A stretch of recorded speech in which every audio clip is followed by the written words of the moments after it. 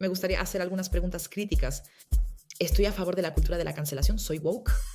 Apoyo la protección del clima a Israel y a Ucrania, de lo contrario prácticamente quedo excluido. Él es el profesor Guerot. Con humor y experiencia, ella nos muestra por qué el futuro de la democracia nos concierne a todos. Entonces, si ya no nos atrevemos a hacer eso como sociedad, debemos preguntarnos qué tan democráticos e ilustrados somos realmente o queremos seguir siendo. Ella nos enseña la importancia de las voces críticas y cómo los medios a menudo quieren minimizarnos. Conozco a muchas personas que sienten que algo fundamental ha cambiado en las redacciones. Al parecer, ser crítico es un lujo que no todos pueden darse, ya que la crítica parece tener un precio. Yo sospecharía que tal vez es diferente de lo que me contaron. Pensar críticamente significa seguir una sospecha y la curiosidad sin depender de términos alternativos o conspirativos de otros. ¿Deseamos el Internet, la inteligencia artificial y la relación humano-máquina? ¿Anhelamos la libertad? ¿Qué clase de educación buscamos? ¿Queremos guerra? Si eso resultara cierto, sería realmente muy grave. Señora Guerot, hace unas semanas tuvo una conversación grandiosa con HKCM y Felipe Hoff, y ahí despertó al politólogo que hay en mí porque habló de Noam Chomsky, mencionó la fábrica de consensos. En mis estudios de ciencias políticas leí a Chomsky, pero en ese momento no pude comprender el alcance real de sus palabras. ¿Y podría explicar brevemente para nuestros espectadores qué es la fábrica de consensos y cómo funciona hoy en día? Sí, bueno, primero que nada, buenos días y muchas gracias por permitirme estar en su programa. De hecho, ese video de YouTube con el señor Hopf ha alcanzado casi 1 millón de espectadores. Y parece que eso ha movido muchas cosas, que la gente está empezando a reflexionar sobre cómo funciona realmente la comunicación política. Permítame mostrar el libro a la cámara, sí, del que estamos hablando. De hecho, tengo el original de Estados Unidos de Chomsky, sí, Manufacturing Consent. Y el título ya es muy revelador, o sea, muy prometedor. Eso significa que un consenso es manufacturado, o sea, es creado. Y yo lo he dicho de manera muy gráfica, que siempre creemos que somos ciudadanos en una democracia y que por la mañana leemos el periódico y luego formamos nuestra opinión. Pero no nos damos cuenta de que en la fábrica del consenso, por así decirlo, entramos por la mañana a la fábrica que ya ha producido la opinión pública y que consumimos una opinión pública fabricada. No es que leamos el Süddeutsche o el Spiegel o incluso algún medio alternativo como Nachrichtenseiten o la Financial Times y luego comparemos y digamos, oh, esto me parece especialmente interesante y esto no tanto, sino que en realidad recibimos una opinión prefabricada y esa opinión prefabricada es como una fábrica. Eso significa que primero se selecciona lo que debemos escuchar, sobre lo que debemos indignarnos y también se filtra lo que ni siquiera llegamos a ver, ¿sí? Así que sigue vigente el viejo dicho, lo que no sé no me afecta. Eso significa que lo primero es que ciertas personas, como la redacción principal o como se llame, deciden cuáles son los temas que queremos difundir por todos lados, ¿sí? Vamos a hacerlo, digamos, muy preciso. Todos hemos notado en los últimos años que hay ciertos temas que provocan mucho a la opinión pública y que se repiten constantemente. Coronavirus, Ucrania, guerra, envío de armas, pero también el clima, la agenda woke, la cultura de la cancelación, por mencionar algunos temas que realmente encienden los ánimos. Y tomemos como ejemplo el debate sobre el clima. Hablamos mucho sobre el clima, sobre simulaciones, sobre el calentamiento global, pero hablamos muy poco sobre nuestros suelos que estamos perdiendo, sobre la calidad de nuestros suelos, sobre la sequía, sobre la biodiversidad, sobre la muerte de las abejas, la desaparición de los insectos y así sucesivamente, ¿verdad? Claro, todo esto se relaciona de cierta forma. Sabemos que estos molinos de viento y parques helioparques que construimos para generar energía climáticamente neutra tienen efectos secundarios. Secan los suelos, matan a los pájaros cantores y también a los insectos. Pero solo contamos un lado de la historia. Debido al cambio climático, ahora necesitamos estos helioparques y por eso es absolutamente bueno y tiene que ser ahora, ¿sí? Eso es lo que quiero decir con fábrica de consenso, que ya no tenemos más argumentos de ponderación, sino que se establecen agendas que son más o menos sin alternativa. Ahora tenemos que enfrentar el cambio climático, por así decirlo. Ahora tenemos que entregar armas. El mismo ejemplo. Ya casi no se habla de si podríamos hacer negociaciones de paz. Si es así, en qué fallan o ya han fracasado? Hablando de algo actual, sobre la guerra en Ucrania, fábrica de consensos. Tuvimos negociaciones en abril de 2022. Las negociaciones de paz fueron muy exitosas y estuvieron cerca de concretarse, pero prácticamente no se informó al respecto. Entonces, aquí pasa lo mismo. Cuando despertamos por la mañana y creemos que como ciudadanos emancipados y soberanos formamos nuestra propia opinión sobre lo que sucede en el mundo, en realidad entramos a la fábrica del consenso y consumimos una opinión que ya ha sido creada o fabricada, como si fuera producida en una fábrica. Como decía Karl Kraus, si lees el periódico sabes lo que dice, pero no lo que realmente está pasando en el mundo. Y eso lo explicó Noam Chomsky de una manera un poco más científica y un poco más complicada. Entonces, la selección es el principio supremo. Sobre qué debemos indignarnos y qué no deberíamos saber. La voladura del gasoducto Nord Stream es un ejemplo de omitir y seleccionar información, ya que no se sabe con certeza quién fue realmente el responsable de este acto. Y lo segundo que Noam Chomsky enfatiza mucho, mucho es la repetición, repetición, repetición, repetición. Sabemos por todos los estudios neurológicos que una mentira que se cuenta 3 veces empieza a ser creída. Es un poco como Pedro y el lobo.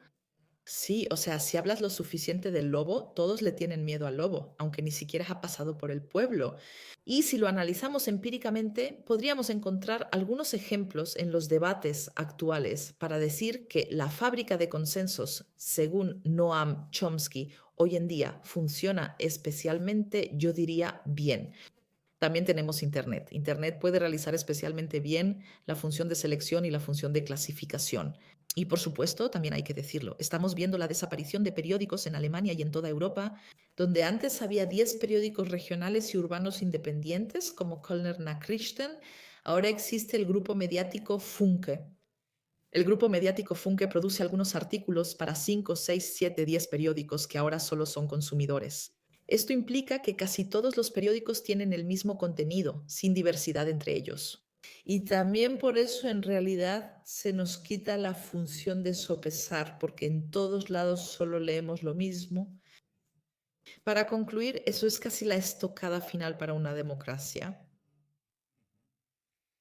En mi entorno, señora Guerot, tengo a muchos periodistas concienzudos, honestos, trabajadores, y todos tienen en común que buscan la verdad y también están capacitados para buscar la verdad.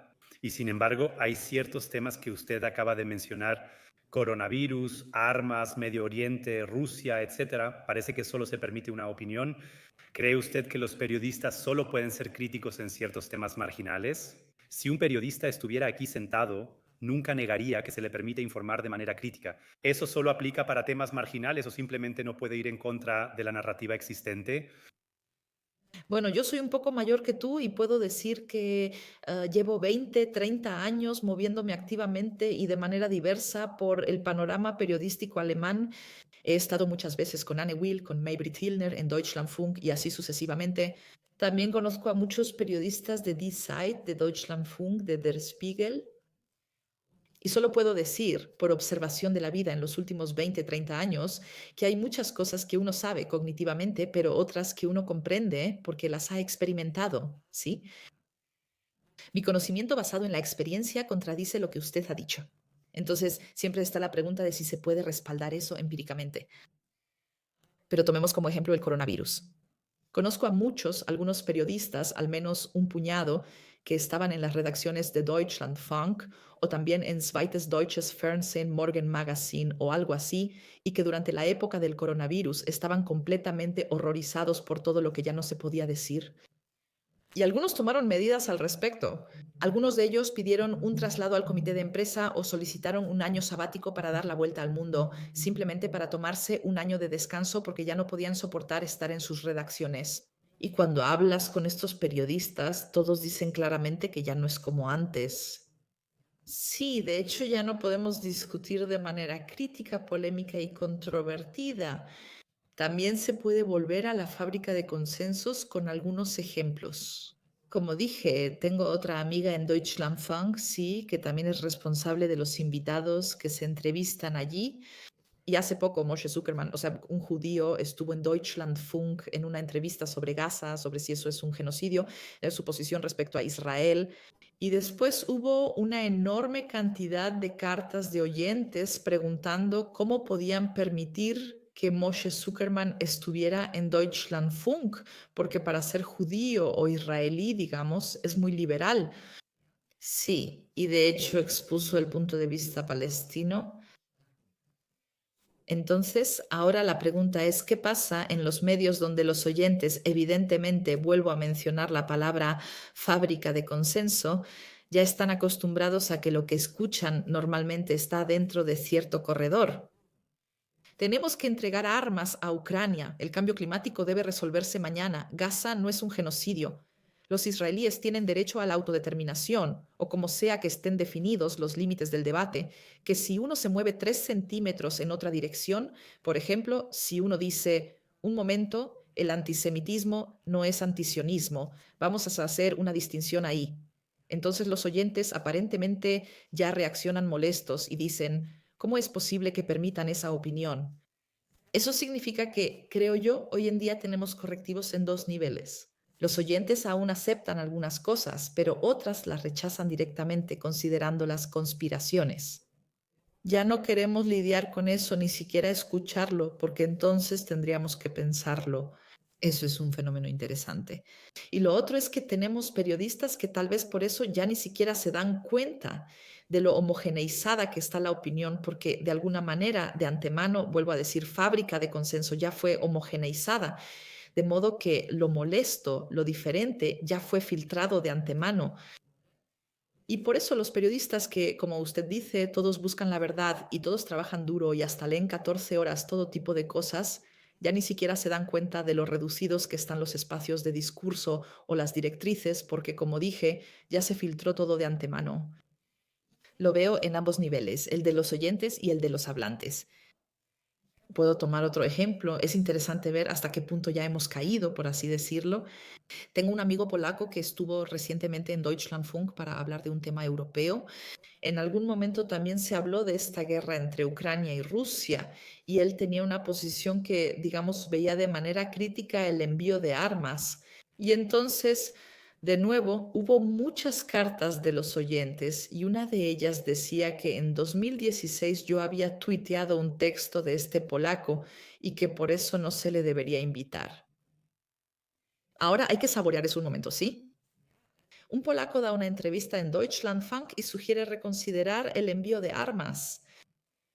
Y luego un oyente menciona que yo, o sea, el polaco en mi amigo polaco, no tiene nada que ver con eso, pero que hace 8 años yo había tuiteado un texto suyo y que por eso él ya tenía culpa por asociación y que ese era un argumento para que ya no lo entrevistaran en Deutschlandfunk. Si nos detenemos un segundo a saborear lo que está pasando y lo que aparentemente ya es normal en las redacciones, tendríamos que jalarnos los cabellos por el estado de nuestra libertad de expresión y nuestra democracia. Y en ese sentido, le voy a contradecir. Conozco a muchas personas de mi grupo de edad, digamos, finales de los 50, 60 o más, que todas tienen la sensación de que algo fundamental ha cambiado en las redacciones, que las discusiones críticas se filtran de antemano, que ya no se le puede presentar eso a los oyentes porque ya no lo aceptarían. He dado algunos ejemplos de eso. Cada medio tiene que venderse. Die Zeit, la Frankfurter Allgemeine Zeitung e incluso Der Spiegel necesitan ingresos por ventas y publicidad. Eso significa que si hay demasiadas críticas de los oyentes y lectores, ya no les va bien. Y eso explicaría por qué ahora, aquí en esta discusión, tenemos una desproporción así. Usted tiene muchos amigos periodistas honestos que buscan la verdad y yo le digo que sí pasó algo. Deberíamos hablar sobre lo que en verdad sucedió. ¿Fue la digitalización, el cambio al Internet, los algoritmos o lo que sea? Hay muchas explicaciones para eso, pero creo que la verdad no es lo importante, sino la realidad es que podemos identificar varios factores que las cosas realmente han cambiado mucho y que ya no escuchamos los argumentos críticos en los medios principales. Ahora hay voces que dicen que los medios alternativos, y yo llamaría alternativo a cualquier medio que no sea establecido, como este canal, afirman que en estos medios alternativos también se forma una cierta narrativa que va en contra de los medios establecidos. Es decir, creamos aún más divisiones y generamos un desequilibrio aún mayor. ¿Cómo se sale uno de este problema cuando un lado ataca al otro? Bueno, primero tenemos que decir claramente que una verdad no necesita una mayoría, ¿sí? Así que una voz que dice algo que los demás no dicen aún puede tener razón. No, con esto quiero decir, por ejemplo, Galileo, la Tierra sí se mueve. En contra de toda la Iglesia Católica, que tardó 300 años en seguir a Galileo, es un buen ejemplo de que los medios pequeños, que tal vez no tienen tantos lectores ni tantos redactores, aún pueden tener razón. Un poder mediático con grandes periódicos, editoriales y monotonía, ya lo tuvimos en la fábrica de consenso, sugiriendo que esa es la mayoría que piensa así y por eso deben tener razón, porque son tantos y poderosos. Yo diría que no, es como David contra Goliat o Galileo contra la Iglesia Católica. Mirando la historia, se podría decir que la mayoría casi nunca tiene la razón. No quiero hacer comparaciones inapropiadas, pero tomemos, por ejemplo, épocas políticas como el nacionalsocialismo, donde las sociedades cambian y de repente la mayoría de los médicos apoya una teoría racial que después se demuestra que es falsa, ¿sí? Así que ahí la mayoría tampoco tenía la razón y aún así durante muchos años se decía que la teoría racial era excelente. El señor Mengele hizo sus experimentos, todo eso se publicó en los periódicos, todos lo leyeron y nadie dijo, no, espera un momento, eso no es cierto. Entonces, ¿qué sucedía cuando alguien decía, un momento, eso no es verdad? Pues así era. Y creo que eso aplica con sus reservas para todas las épocas históricas. Sí, también podemos mencionar la era de McCarthy en Estados Unidos en los años 50, donde se generó tal miedo a las noticias falsas que de hecho en el metro de Nueva York la gente pensaba histéricamente que al salir del metro los rusos estarían ahí. Aún faltaría aclarar cómo los tanques rusos cruzarían el Atlántico. Sí, pero eso llega a ser muy poderoso cuando se cuenta de esa manera. Entonces, ¿cómo salimos de esta situación en la que actualmente tenemos un panorama mediático dividido entre grandes medios dominantes y pequeños espacios alternativos, donde unos se financian principalmente a través de casas editoriales, es decir, ingresos y demás con redacciones fijas, y los otros a través de donaciones? Aunque algunos también se financian con donaciones de fundaciones y ONGs. Lo vimos mucho, por ejemplo, en el debate sobre el coronavirus, donde, por ejemplo, la Fundación Bill Gates apoyó económicamente a Der Spiegel. Así que, en principio, es un modelo de negocio bastante extraño que periódicos independientes que se consideran a sí mismos como tales reciban fondos poco habituales, mientras que tenemos un panorama de medios alternativos que se financia principalmente a través de cuotas voluntarias. Eso ya es una gran diferencia, también una diferencia en cuanto a la capacidad de impacto. Eso primero, para dejar claro de qué estamos hablando aquí. También estoy de acuerdo con usted en que la polarización es desafortunada, porque con eso, por supuesto, nos dividimos cada vez más y tenemos la sensación de que todo lo que viene de, digamos, Apolut, Manova, Nachdenkseiten, como se llaman estos formatos, que eso ya son conspiraciones. Sí, pero si lo analizamos de otra manera, entonces Habermas es válido en este país. En su momento estuvimos muy contentos de tener a este gran filósofo que nos explicó la teoría de la comunicación en la facticidad y validez en los años 70 prácticamente en todas las universidades de ciencias sociales. ¿Y cuál fue uno de los argumentos más importantes de muchos de la teoría de la acción comunicativa? Que lo importante es el argumento y no la persona que habla. El discurso libre de dominación, el llamado discurso libre de dominación, que durante años fue prácticamente la razón de Estado de esta República Federal, dice en realidad que siempre importa el argumento y que el argumento debe ser refutado. Entonces, si tomamos esto ahora, porque nos referimos a Habermas, entonces Habermas, digamos de manera un poco informal, es por ejemplo la traducción de esos proverbios como la boca de un niño dice la verdad. Todo el mundo lo sabe, que un niño a veces dice algo y luego el niño revela algo porque todavía no sabe que eso es un lenguaje de adultos y que de alguna manera está codificado. Sí, bueno, ahora veamos esto. Lo que importa es el argumento y no quién lo dice. En noviembre, cuando Donald Trump aún era presidente, poco antes de las elecciones de 2020 y durante la pandemia de coronavirus, dijo en el Jardín de las Rosas, no tengan miedo, refiriéndose al coronavirus. Entonces todos dijeron, ¿cómo puede decir él que no tengan miedo si el virus es tan grave y todo eso? Pero no tengan miedo, en realidad es del capítulo 22 del Evangelio de Mateo. Imaginemos que el Papa hubiera dicho sobre el coronavirus, no tengan miedo.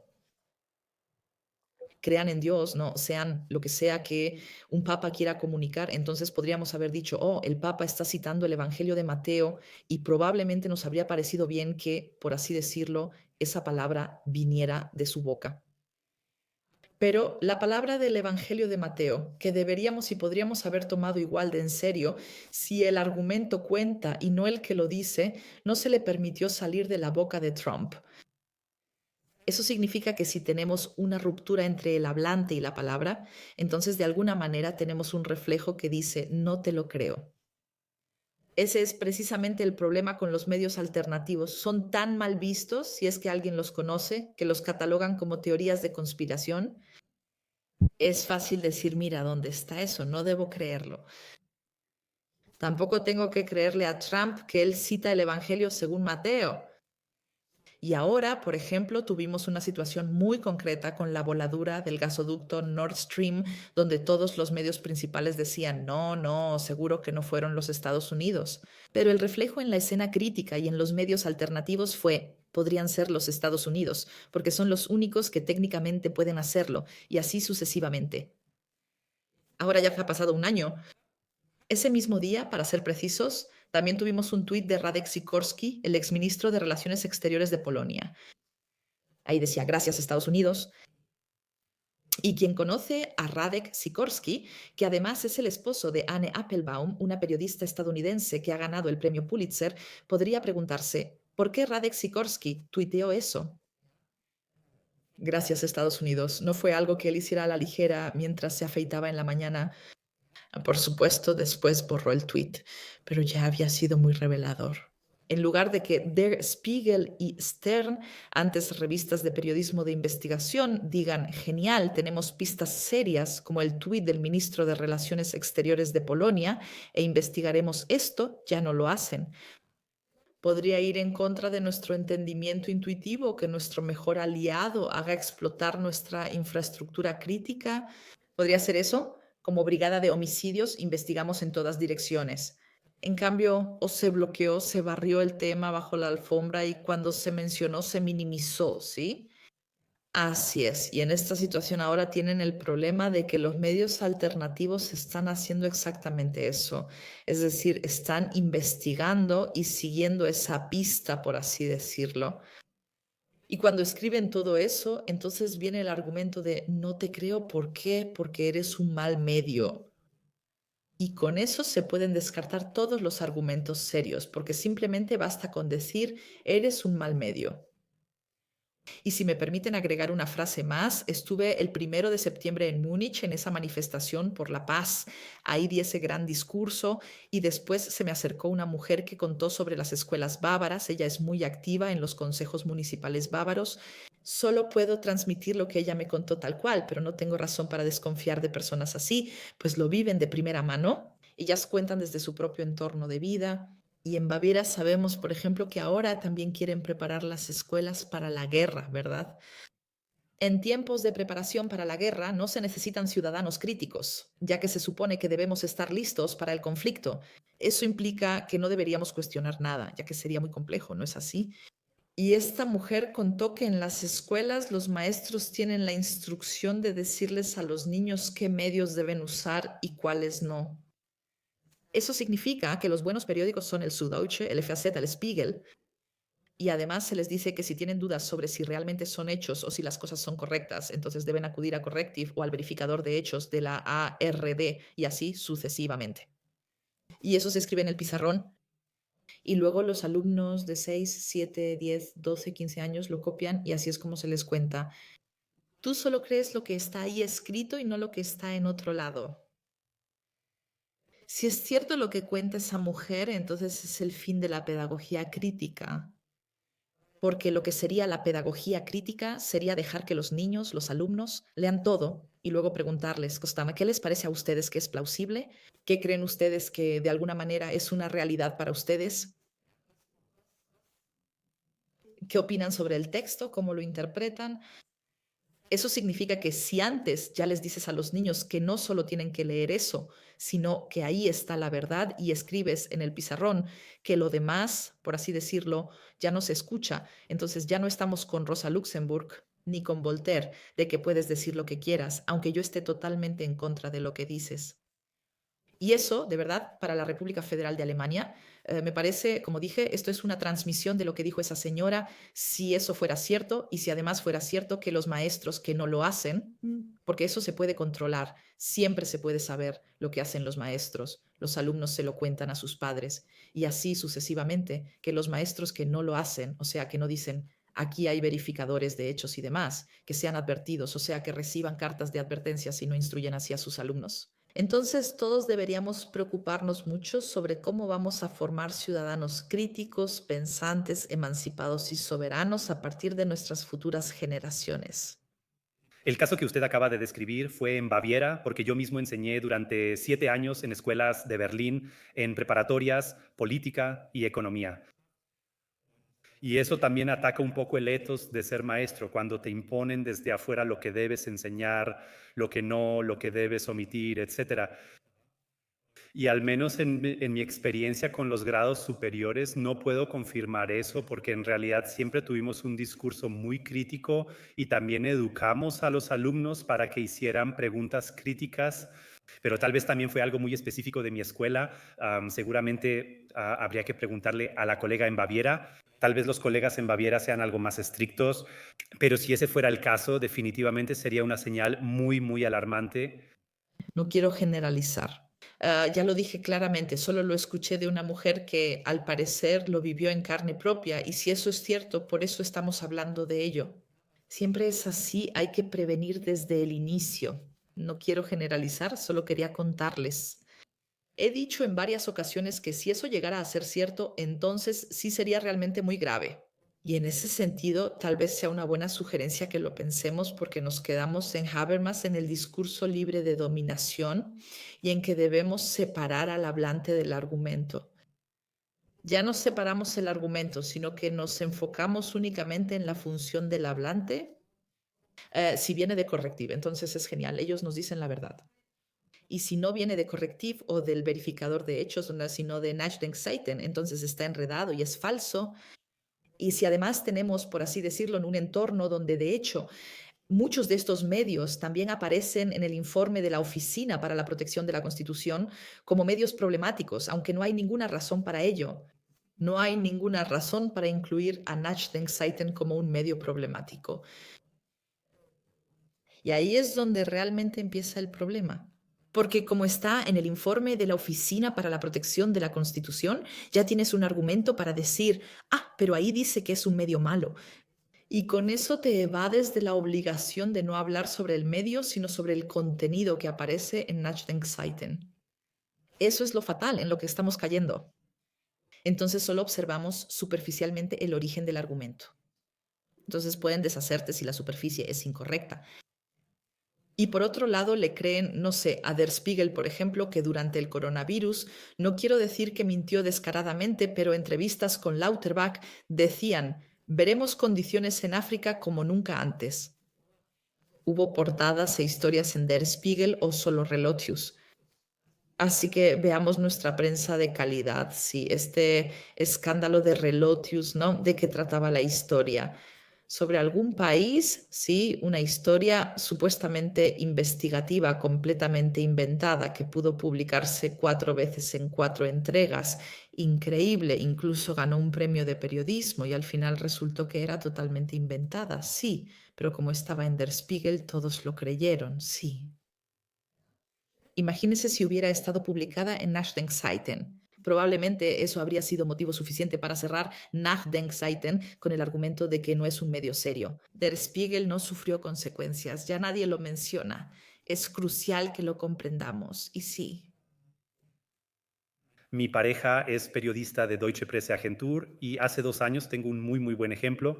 Hace 2 años viajó a Dubái y a los periodistas generalmente siempre se les recomienda salir, buscar experiencias reales de alguna manera, hablar con la gente local. Y ella luego publicó un post sobre Dubái en LinkedIn. Ella tiene en LinkedIn casi 40.000 personas que la siguen y el post sobre Dubái era a favor de Dubái. Es decir, nosotros los alemanes, cito más o menos, vivimos en una república bananera. Los asiáticos nos están rebasando por todos lados. Deberíamos despertar, no discutir sobre una semana laboral de 3 días, sino también ver qué cosas buenas hacen los otros países.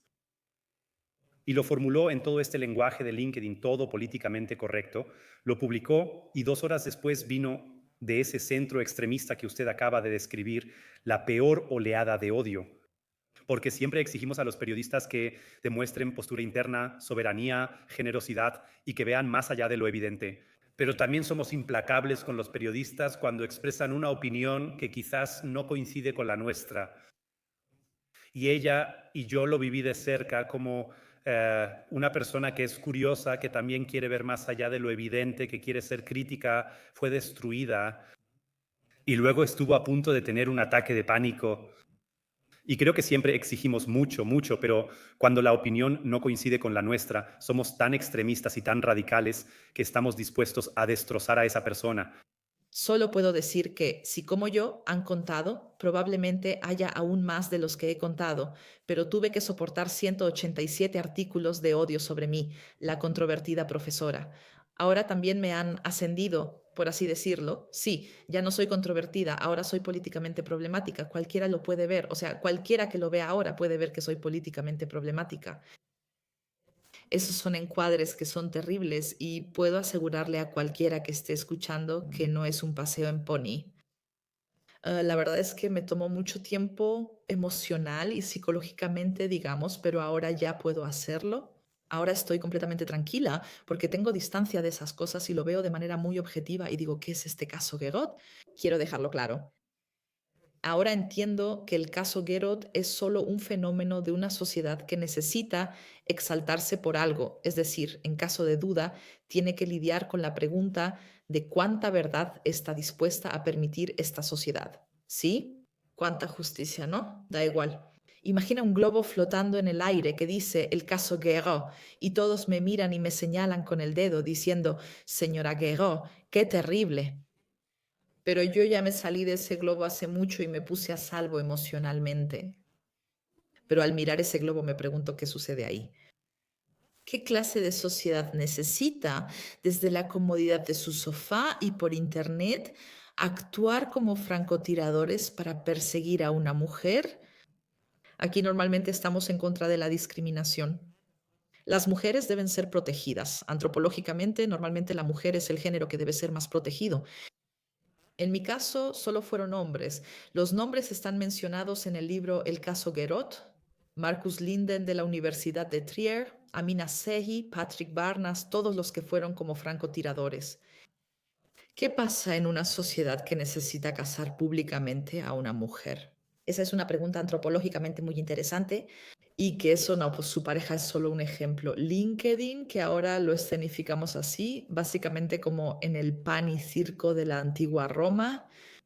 Sí, o sea, básicamente alguien es arrojado ahí y nos alegramos de que los leones se lancen sobre esa persona. Creo que como sociedad deberíamos reflexionar sobre esto porque en un espacio de debate civilizado, donde no solo dejamos hablar al otro, sino que primero intentamos entender, como decía Gadamer, que fue el otro gran filósofo de los años 60, primero decimos que una discusión democrática solo es aquella en la que partimos del principio de que el otro puede tener razón, y eso al 100%, y que primero adoptemos su punto de vista y nos pongamos en su lugar. Entonces hay una mujer que está en Dubái y en este momento le parece brillante y hermoso. Yo también he estado muchas veces en Dubái de camino a la India. También he visto el velo de cuerpo completo en el aeropuerto de Dubái. Primero te quedas un poco sorprendida antes de ver los tacones Gucci que están debajo de ese velo. Y luego unas uñas rojas súper bien pintadas y algunos anillos de relojes Piaget y así. Y entonces piensas, espera un momento, eso del velo quizá es interesante y tal vez tengo una idea equivocada de lo que pasa debajo de ese velo. O si alguna vez has visto a una mujer con burka completa en Dubái, en el aeropuerto, que lleva una bolsita con lencería de encaje súper exclusiva, entonces de inmediato piensas que eso no es algo que te cuenten en los periódicos. No, en ese sentido, estoy de acuerdo en que tu pareja tiene mucho interés en compartir primero sus observaciones y en decir, estoy aquí, estoy viviendo algo, lo voy a publicar.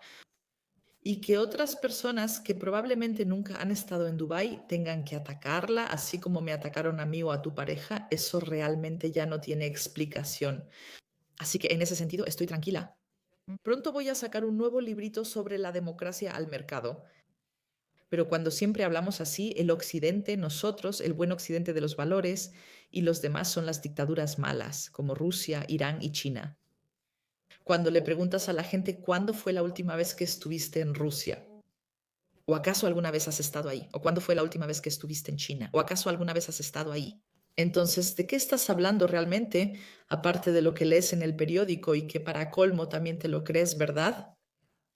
Como ya decía Goethe, viajar educa. Ve, viaja a Irán, viaja a China, viaja a Rusia, y no solo por 2 días, sino por un poco más de tiempo, si es posible.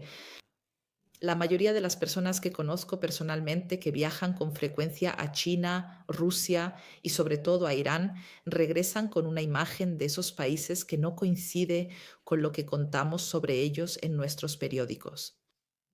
No coincide, así que gracias por este ejemplo. Eso indicaría que deberíamos acostumbrarnos a no atacarnos unos a otros sin haber abordado el tema por nosotros mismos, porque eso no es una buena práctica civilizatoria. De las 167 entrevistas que se publicaron sobre mí en la prensa, realmente las mejores están en nuestra llamada prensa de calidad, por ejemplo, en 10 sites. Permítanme dar un ejemplo, quizás fue en T-Online, no estoy seguro. Entonces, 2 jóvenes periodistas están conversando sobre mí preguntándose por qué soy tan terrible. Uno esperaría que el estándar periodístico fuera primero llamarme y preguntar, señora Guerot, ¿puedo hablar con usted? Me gustaría que lo hicieran, cuénteme, nadie me ha llamado. Entonces, 2 periodistas o un periodista, un joven periodista con un joven politólogo, hablan sobre esta terrible Ulrike Guerot. Y entonces, por ejemplo, dicen algo como, sí, bueno, la señora Guerot no habla ucraniano y por eso no debería opinar sobre la guerra en Ucrania. Uno pensaría que es maravilloso, ya que el ucraniano de la señora Strack-Zimmerman y del señor Kiesewetter seguramente es fluido. Son argumentos tan absurdos que solo puedo decir de nuevo un saludo para su pareja.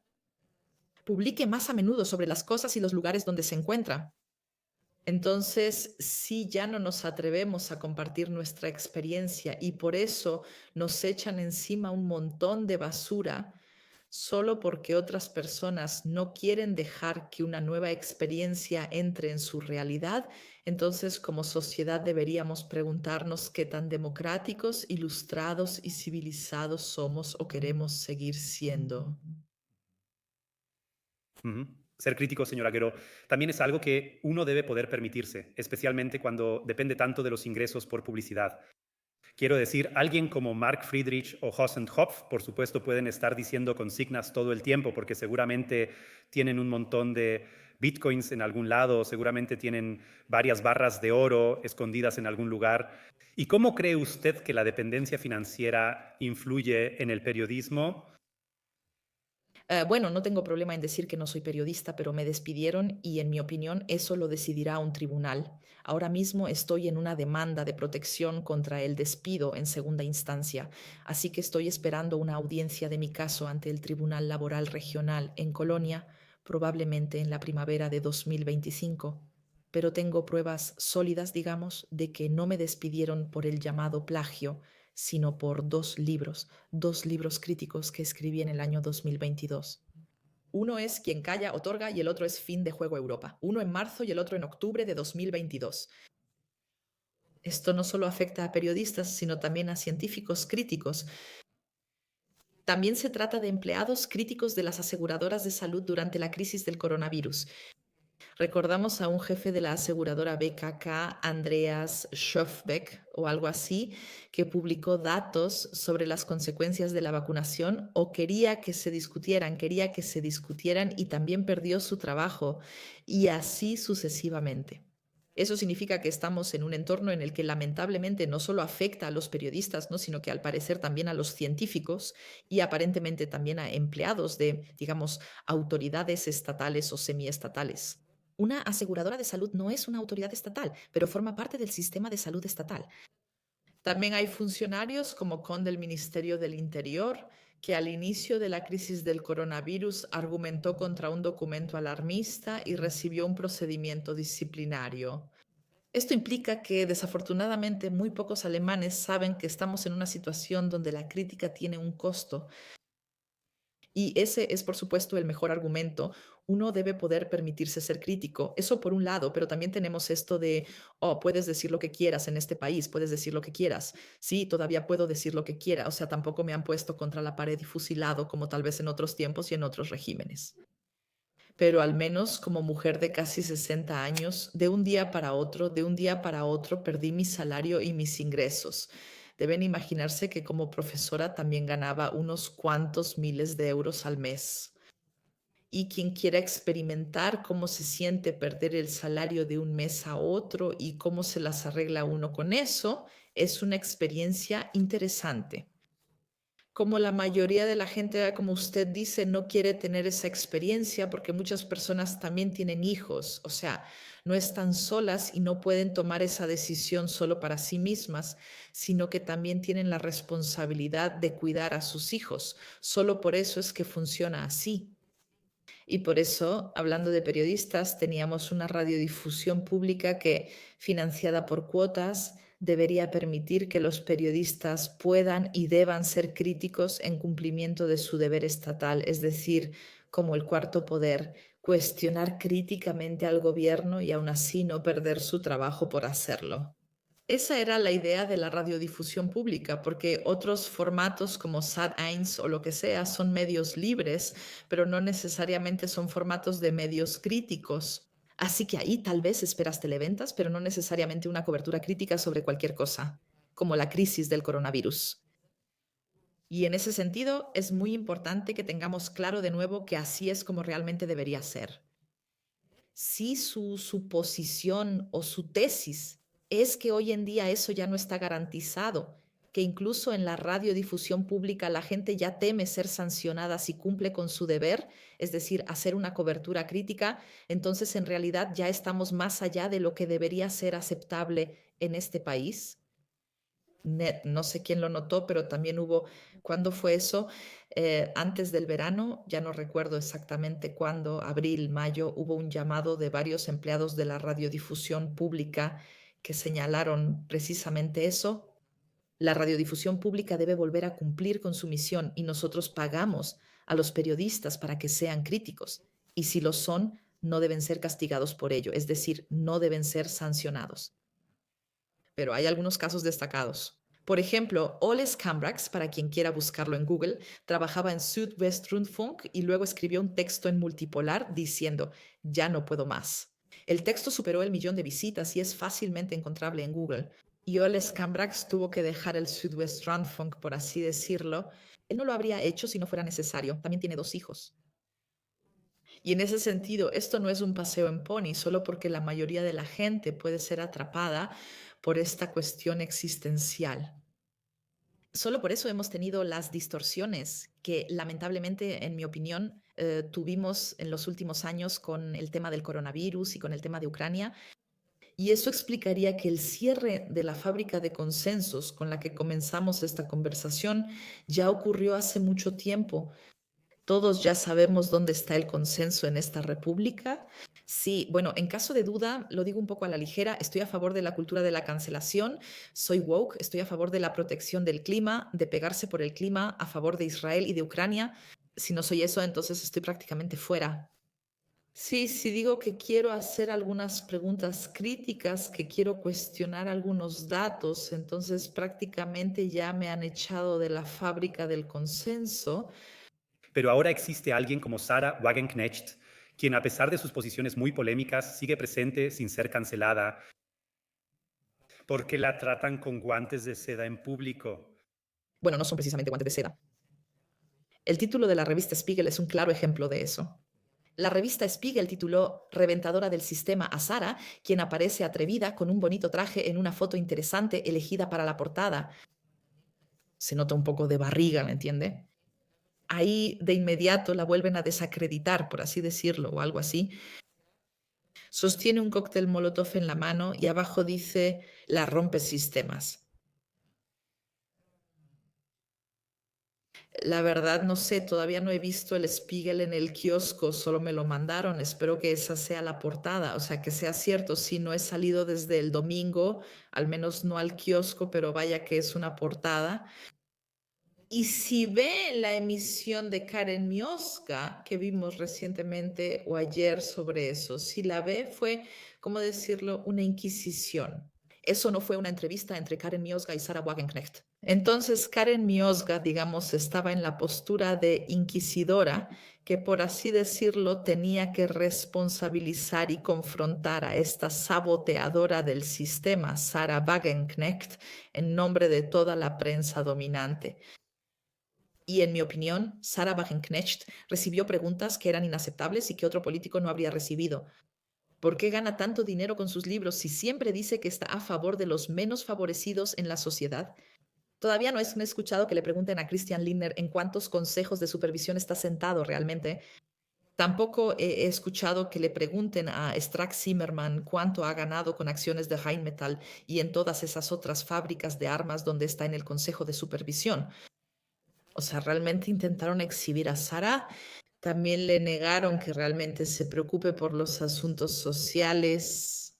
Entonces, el argumento de Karen Mioska fue, he buscado mucho en Google y no he visto ni una sola foto donde estén en un hospital o en un jardín de niños. A lo que Sarah Wagenknecht respondió, sí, yo tampoco hago esas visitas escenificadas, donde finjo que me importa y voy con un séquito de fotógrafos al hospital y entonces soy la social, sino que yo, Sarah Wagenknecht, tengo a muchas personas que me escriben cartas, que me hablan, por ejemplo, la gente en el aeropuerto que trabaja en seguridad. Sí, eso significa que escucho cómo está la crisis social en el país y eso se me negó por completo. A cualquiera que escuche esta entrevista y que tal vez no haya visto la entrevista de Karen Mioska con Sarah Wagenknecht, solo puedo animarlo a que la vea, porque eso fue una inquisición. Y en ese sentido no la tratan con guantes de seda, sino que creo que se puede notar claramente la irritación de los principales medios, que ven a Sarah como un verdadero peligro y una amenaza y que de alguna manera tienen que desacreditarla. Y por supuesto la señora Wagenknecht es muy experimentada. Ella tiene entre 20 y 30 años de experiencia política y en los medios. No quiero exagerar demasiado, pero sí quiero mencionar un poco el tema de la democracia simulada. De eso tratará mi próximo pequeño libro. Una democracia, otra vez la palabra clave fábrica de consenso, también vive de la simulación de la contradicción. Porque si Sara ya no estuviera, la fábrica de consenso, que es el tema de nuestra entrevista, estaría completamente cerrada. Estaríamos como en los Teletubbies. Titata en todos lados es lo mismo. Solo porque existe una Sarah Wagenknecht, que es casi la única que todavía es famosa, con una cara bonita y también es como el centro de atención en los programas de entrevistas, sí, por la manera tranquila en la que lo hace. Así que solo porque existe esta persona, la República Federal todavía puede imaginarse que aquí se discute de manera controversial. Pero también vemos una y otra vez que en todos los programas donde está la señora Wagenknecht, siempre hay al menos 3 personas que la rodean, como si ella fuera una rompesistemas y, por así decirlo, peligrosa para la sociedad. Sí, bueno, no creo que se trate de guantes de seda, sino que debería hacernos reflexionar que en los talk shows, por ejemplo, nunca tenemos 3 personas al revés. Podríamos invitar al señor Fondonangi, a Günther Verheugen, a Sarah Wagenknecht y a Kiesewetter en alguna ocasión. Eso significa que podríamos tener un formato de talk show donde 3 personas hablen sobre diplomacia y sobre quién voló el gasoducto. Y el señor Kiesewetter estaría en minoría. La imagen sería diferente si eso sucediera, pero no es así. Esto también forma parte de la fábrica de consenso.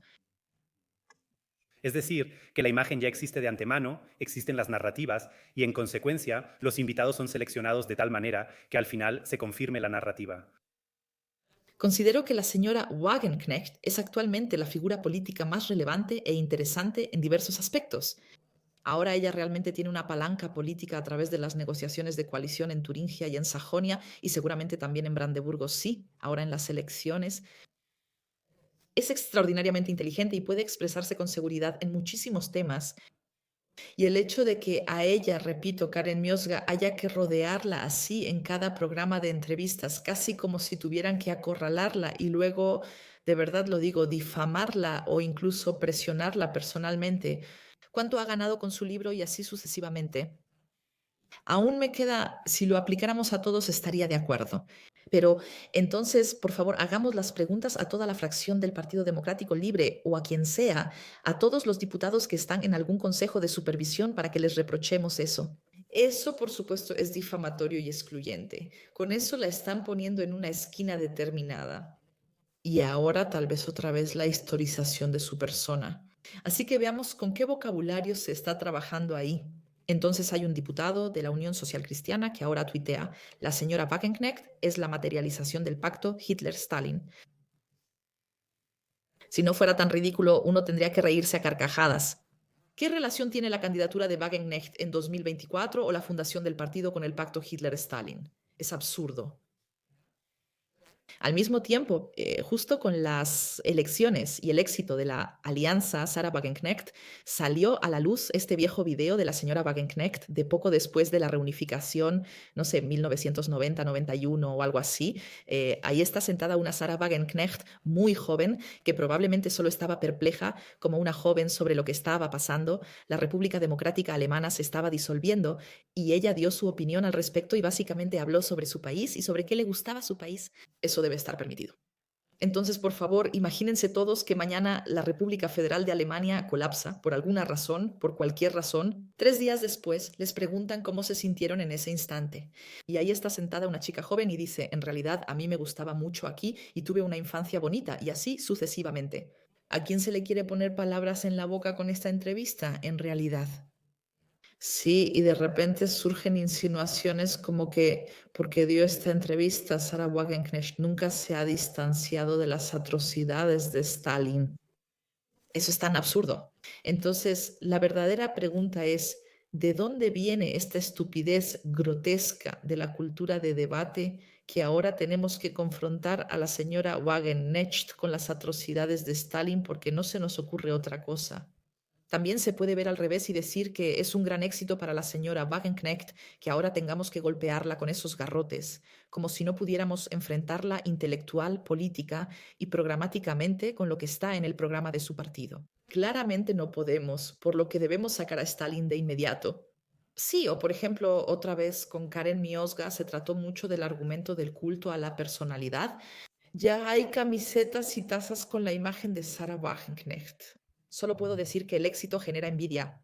Bueno, ¿qué culpa tiene la señora Wagenknecht de que otras personas impriman su imagen en camisetas o en tazas de café?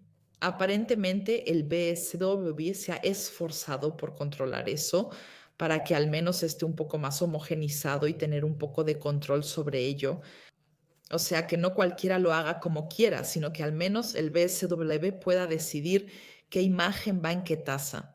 Sería muy razonable, cualquiera lo haría. Si yo viera que cualquier persona está imprimiendo cualquier foto mía en las camisetas, probablemente también intentaría decir, ¿podemos asegurarnos de que al menos sea del mismo color o la misma foto? Sí, así es.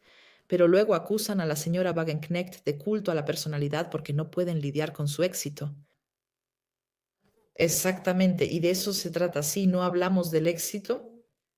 Creo que si eso hubiera pasado con la señora Strack Zimmerman o con el señor Kiesewetter y ahora todos tuviéramos camisetas con el señor Kiesewetter, probablemente gran parte de los principales medios celebrarían que la señora Strack Zimmerman y el señor Kiesewetter son tan exitosos con sus argumentos que ahora, digamos, ya tienes a la principal cabildera de armas de la República en una camiseta.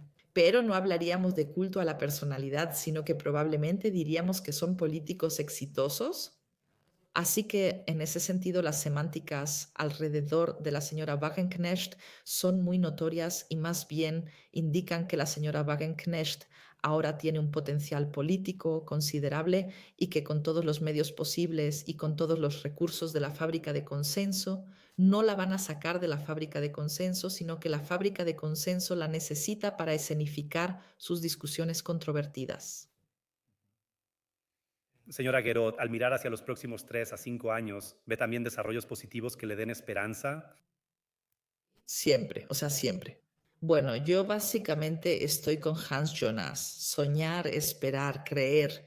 Soñar, esperar, creer. Podría dar una conferencia sobre eso, pero mejor no lo hago porque ustedes quieren terminar, pero que como sociedad hayamos dejado de soñar, esperar y creer y que nos hayamos reducido a una matriz en la que solo importan los datos, tantos datos, la viruela del mono por aquí, el coronavirus por allá. O sea, ya solo se trata de números y de relatos distópicos. El clima, todo eso es básicamente una enorme narrativa de crisis. La pandemia y la próxima pandemia ya está a la vuelta de la esquina y así sucesivamente. Todo está planeado y es una farsa. Y si no, o sea, como si nosotros, como ciudadanos de esta república o ciudadanos de Europa, en principio fuéramos parte de una simulación matemática y la inteligencia artificial ya pudiera calcular que lo del cambio climático ya no va a salir bien y que lo de la viruela del mono tampoco va a salir bien. Sí, así es. Yo creo que lo más fatal, realmente desde un punto de vista antropológico, es que nos dejemos llevar, soñar, esperar, creer en estos discursos. Todos sabemos, y la neurología lo confirma, en qué creemos realmente. Pregúntele a un neurólogo. Necesitamos relatos. La historia de la humanidad, incluyendo cuentos de hadas, leyendas y narraciones sobre nosotros mismos, desde la antigua Grecia hasta el New Deal de Roosevelt, siempre ha contenido un elemento de esperanza y utopía, como en la obra de Tomás Moro. Todo eso ya no tiene vigencia. Quitamos la magia, la espontaneidad, lo misterioso del discurso, pero sobre todo que mañana las cosas pueden ser completamente diferentes de lo que hoy creemos. Porque puede surgir algo de la nada, algo de lo que hoy ni siquiera sabemos que existe.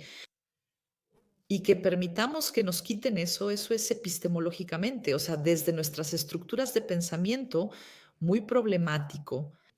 Creo que también tiene que ver con estos dispositivos que a través de los algoritmos y todo eso nos llevan a un mundo de simulación y de plausibilidades basado en números.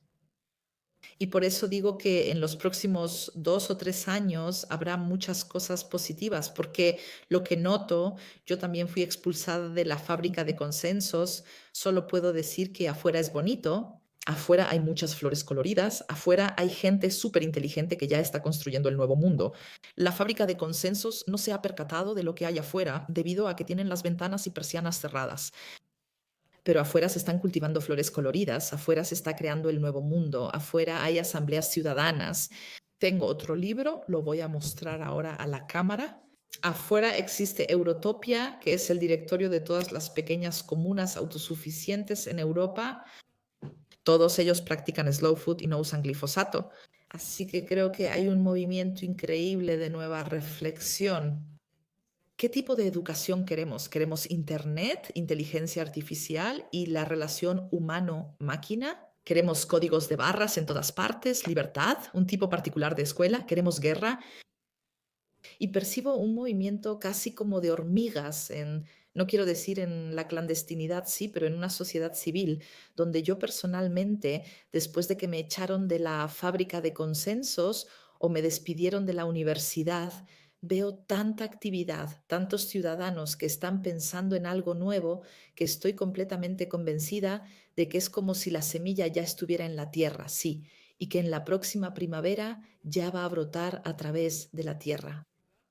Todavía no es visible y por eso la fábrica de consensos, con sus persianas cerradas, todavía cree que nos vamos a tragar todo lo que venga.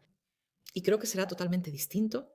Nunca antes había visto tantas discusiones activas en la sociedad como en esta época. Este fenómeno no solo ocurre aquí, sino también en España, Italia y Francia. Y por lo tanto creo que va a surgir algo nuevo y será bueno. Muy bien, tengo una pregunta muy breve de la comunidad. ¿Cómo podemos promover las cosas buenas para que lo malo se vuelva inevitable? De todos modos, inevitable es una palabra tonta. Entonces, lo que sí podemos impulsar es que simplemente eliminemos este término de inevitable del discurso. Sí, voy a citar a Theodor Adorno porque lo que puede cambiar es lo que es, no todo. Si lo que es todo, entonces vivimos en estructuras totalitarias y no se requiere ningún cambio. Así es ahora, tú estás aquí, todo es como es, ya no necesitamos política. La política siempre busca alternativas. Así como está, no funciona, se hará de otra manera. No queremos guerra, sino paz. No queremos medidas contra el coronavirus, sino libertad. No queremos glifosato, sino esto y aquello, y así sucesivamente. Eso significa que la política trata de alternativas y dejemos de usar la palabra sin alternativa, así como dejemos de hablar de conspiración, porque conspiración es solo la perversión del término suposición. Yo supondría que tal vez es diferente de lo que me contaron. Y eso es pensamiento crítico, es decir, seguir la suposición y seguir la curiosidad sin alternativa. Y conspiración son términos de otros. Sí, y sí, exacto. O sea, dejemos de hablar de conspiraciones y de que no hay alternativas y avanzamos al no desgastarnos con lo que ya existe. Eso también tuve que aprenderlo con esfuerzo, sí. O sea, uno siempre quiere convencer a los demás y es como si estuvieras rascando una pared de concreto con un gato o no sé, imagina una pared de vidrio y el agua simplemente resbala, sí. Sí, que la pared siga ahí. Es un poco así. ¿Cómo se dice en la Biblia? Quien se voltea hacia atrás se convierte en la estatua de sal, como la esposa de Lot. Y quien sigue adelante, no, o sea, no mirar hacia atrás. Simplemente construimos lo nuevo. Así que esa fue también mi decisión personal de vida. Bueno, ya llevo casi 2 años desde que renuncié y ahora simplemente tengo mi European Democracy Lab. Hago lo mismo. Continúo enfocado en Europa. Recibo gran apoyo, invitaciones y nuevos libros. Y quisieron prohibirme pensar y yo dije, no, no voy a dejar que me lo prohíban. Sigo reflexionando sobre Europa, como lo habría hecho de todas formas también en la universidad, y ya no me desgasto más con la fábrica de consensos. Creo que eso es lo central. Construir el nuevo mundo sin desgastarse con el otro. Así que vamos a ser muy precisas con esto. Yo estaba en la universidad y se suponía que debía dirigir un centro de Europa. El centro de Europa, Centro Ernst Robert Curtius, se puede encontrar en el sitio web de la Universidad de Bonn. Incluso en la página de Internet dice que este centro de Europa debe repensar el papel de Europa en el mundo en el siglo XXI, más allá de los supuestos paradigmáticos del siglo XX. Luego escribo el libro Final de Juego Europa, en el que hago exactamente eso, lo repienso. Así que yo pienso en una Europa postatlántica que se reconcilia con Rusia. Eso es pensar de manera nueva. En realidad hice exactamente lo que decía en la página web y por eso me expulsan de la universidad. Y luego pienso, eso no está bien. Así que si ya no puedo pensar en la universidad, entonces tampoco tengo que matarme trabajando en la universidad. Entonces quiero estar donde se pueda pensar de forma innovadora. Ahora estoy con mi laboratorio de democracia europea buscando cómo avanzar y seguir adelante. Nada es inevitable, nada es una conspiración, sino que las conspiraciones son suposiciones que uno investiga porque tiene curiosidad y estamos construyendo el nuevo mundo y no nos desgastamos en la fábrica de consensos. Creo que esa sola se oxidará y será desmantelada como las viejas instalaciones mineras de la región del Ruhr. Excelente conclusión. Gracias, Gragerot. Gracias a usted.